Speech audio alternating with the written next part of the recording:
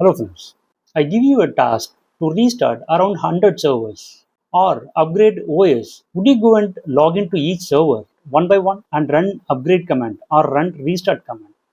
If you are doing this way, then you are doing the same task again and again, which is a repetitive task. Then it is going to be a bored, time consuming. It can lead to a human errors. At one point, you will be frustrated and you are wasting your whole day repeating the same task again and again. So think smart and automate wherever it is possible. That's where automation comes in place and solve all these problems, and Ansible is one of the powerful tools that will help us to do all these automations. And this is our first video in our Ansible automation tutorial series. And this is going to be a complete step-by-step course from basics to advanced. By end of this series, you will be able to automate everything related to server configuration, application deployment.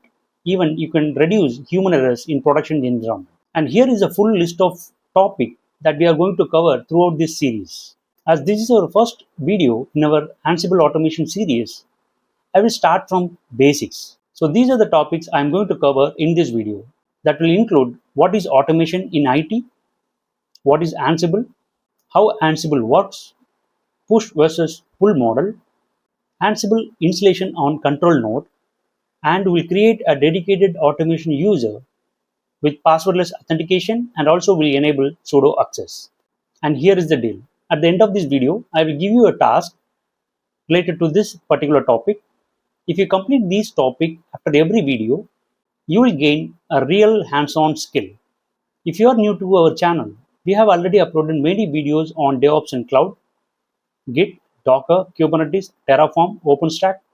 So go through our video list and make use of it. If you are interested in learning, please make sure to subscribe our channel and hit like button to get the notification immediately. Let's get started. What is automation in IT? Automation means you can perform these tasks with no manual work, which means you can achieve these tasks using tools or any platforms, or even you can use scriptings. Now we'll talk about Ansible. Ansible is a free and open source automation tool from Red Hat. It helps us to achieve configuration management, application deployment, and even orchestration. And do you know why still we have a demand for Ansible? It's agentless. We don't need to install any agents on target servers. It uses the existing SSH connection, how we connect to the servers. Similarly, it will work on the existing SSH, and also it required Python on the target infrastructure servers. It's very easy to learn because the playbooks are written in YAML syntax. And it is idempotent. You make changes only when you need it. The next topic is how Ansible works. Here, the architecture is so simple. It has two main components. One is control node. That is where we install Ansible and run our playbooks or commands. On the other end, we will have a target nodes or managed nodes where we are going to perform the task using SSH connection. And if you talk about components, the first one would be inventory. So this is a file where we will define our server list with server names, IP address, groups. The next one is modules. It's a built-in tool that will help you to perform the task. Something like if you want to install a package, we have a module. If you want to create a user, we have a module for it. So these actions or tasks can be performed using the built-in tools that is called Ansible modules. Then configuration file. So this is a file where we will define the settings of Ansible. In automation, we have two types of methods. One is push and other one is pull. If you are sending instruction or run a command or playbook from a server to manage your target servers, then that is called push, because you are initiating the request from one place to another. The next one is pull. If the client servers or target servers are getting configuration from a centralized server periodically, then that is called pull. So Ansible uses push method. Similarly, if you ask me other tool, I can tell Terraform is also one kind of a push method. For pull, we can say Chef, Puppet, or kind of a pull method. Let me show you how to install Ansible on different servers. For this demo, I have two servers. One is Ubuntu, that is Ubuntu 24, and also I have a CentOS server, that is CentOS 10. First, we'll install Ansible on Ubuntu server. As this is a Ubuntu, we need to use a command called apt update to update our repository. So once this is done, then we can straight away install Ansible. So by default, Ansible is available in the repository so that we don't need to enable anything else. Sudo apt install Ansible.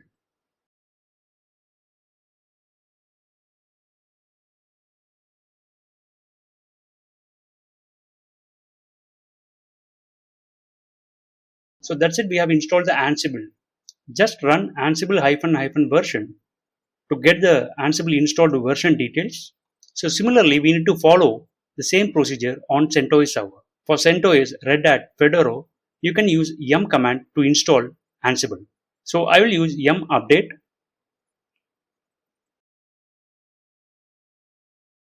Then I will use yum install Ansible.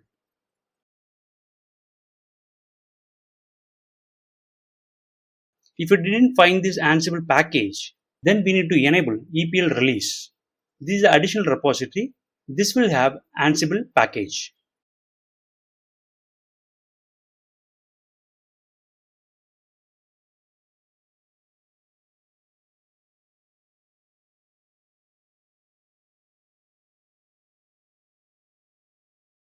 Now again update the repository. Then we'll try to install Ansible again. Here if you see on CentOS, we will not have the application name as Ansible. Here we need to use Ansible core. Yum install Ansible -core.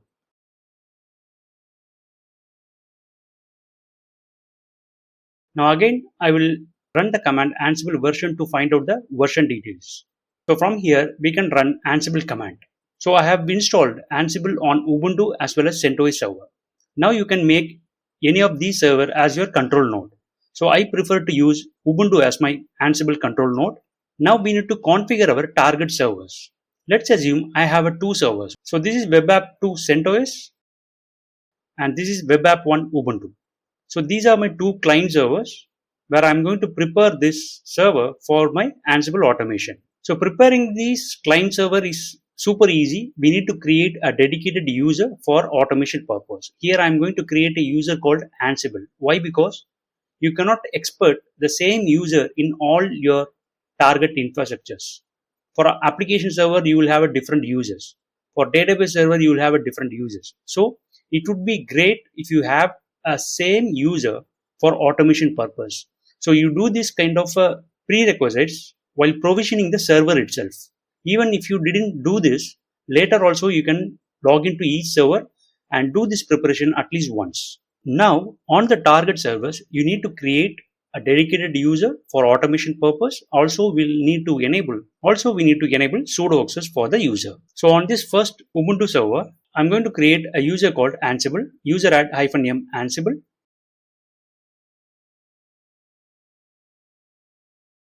Then I will set a password for this user.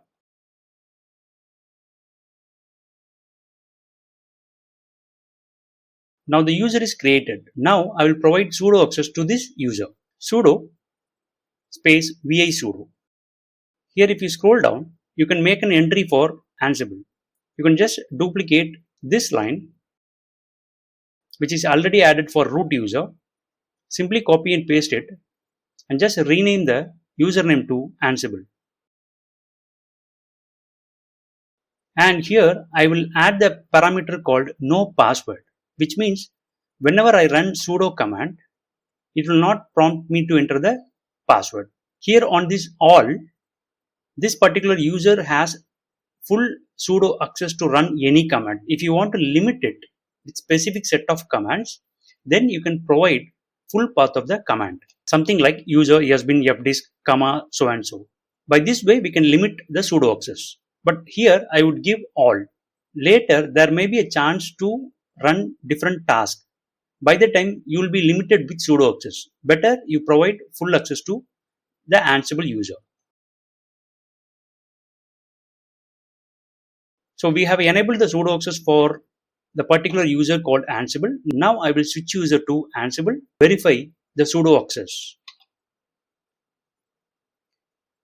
Sudo fdisk -l.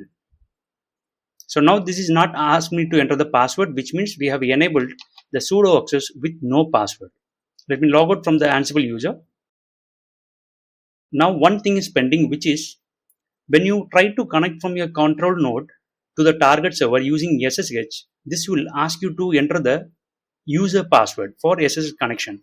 We have to enable passwordless SSH authentication. For that, we need to generate the SSH key on the control node. That key should be deployed on all your target servers so that you can enable the SSH connection to the target server without password. So these all are one-time prerequisite setup. On the control node also, you can create a dedicated user, something called Ansible. Whenever you want to perform any task using Ansible, you can switch over to that particular user and you can perform it. Or even you can use any of your user. That doesn't matter from the control node. But the key you are generating from which user, that should be deployed on the target servers.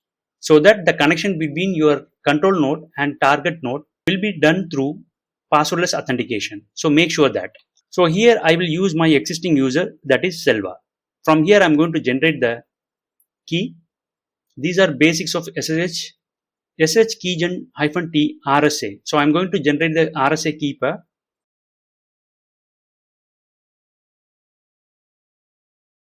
Now it is generated. Let me go into the directory called .sh. Here if you see, I have both public and private key.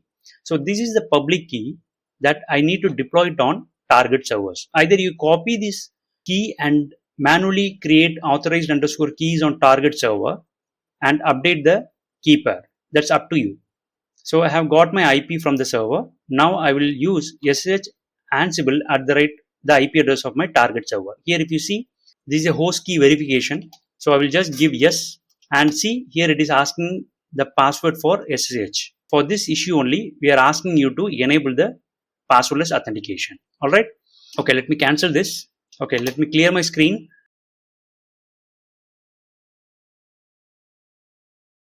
Okay, now SSH copy ID -i, the file name of the public key, then the target user, that is Ansible, and again get the IP of the target server. We need to follow the same for all the target servers, okay? Then the IP of your target server.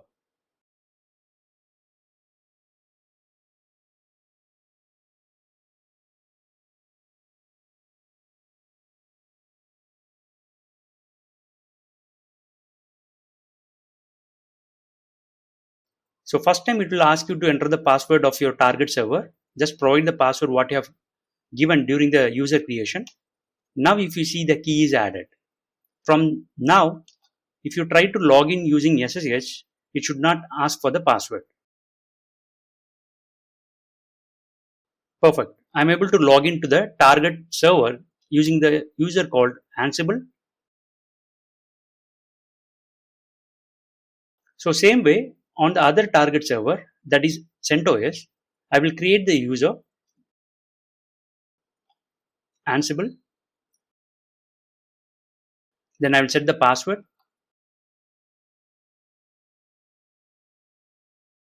Okay, now again sudo vi sudo. Scroll down to the last. Here you can copy any existing line and duplicate it. You're just changing the username to Ansible. Also, I will provide no password.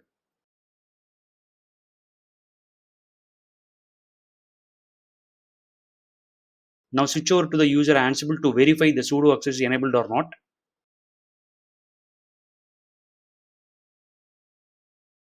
Sudo fdscale. So I got the output without asking the sudo password. Exit from this Ansible user. We have created the user on CentOS target server and also enabled sudo access. Now from control node to target server, we need to deploy the SSH key.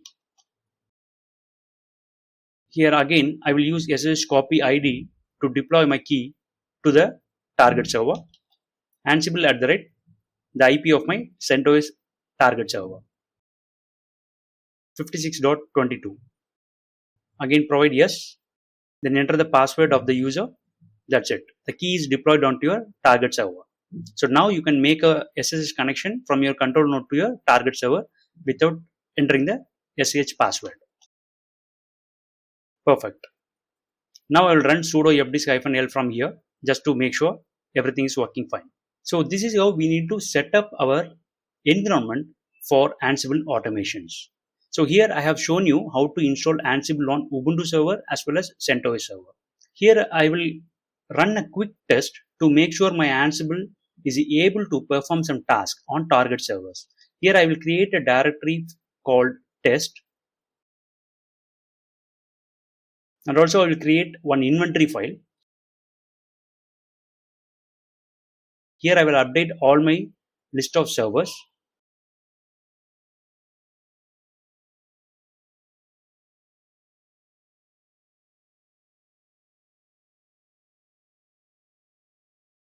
Then this is an ad hoc command. Don't worry about all this stuff. Going forward, we have a dedicated session for all these topics. So Ansible -i inventory all -m ping, which means I'm trying to ping my target servers, which are mentioned in my inventory list. So here I'm getting unreachable. The reason is I'm trying to run my Ansible ad hoc command from user called Selva, and I have not specified any username for the target server, because on the target server we have created the dedicated user called Ansible. If you didn't provide the username, then obviously it will try to use Selva in the target server. That is why we are getting this permission denied, because the key is not deployed on the target server for Selva. So here I will use -u Ansible. Now if you see, I got the output as success from each server, which means successfully we have created the environment for Ansible automation. That's it for this topic. Hope you have got an idea what is automation, what is Ansible, how Ansible works, and what is push and what is pull method, and how to install Ansible on control nodes, and how to create a dedicated user for automation by enabling sudo access, also passwordless authentications. And here is your task for today. Set up the control node and configure the target servers and run a simple test command so that you will be ready for the next topic. If you like this video, please hit like button and share it with your friends and groups. If you have a doubt or if you want me to make a video on specific topic, please leave your comment. Thanks for watching. See you in the next video.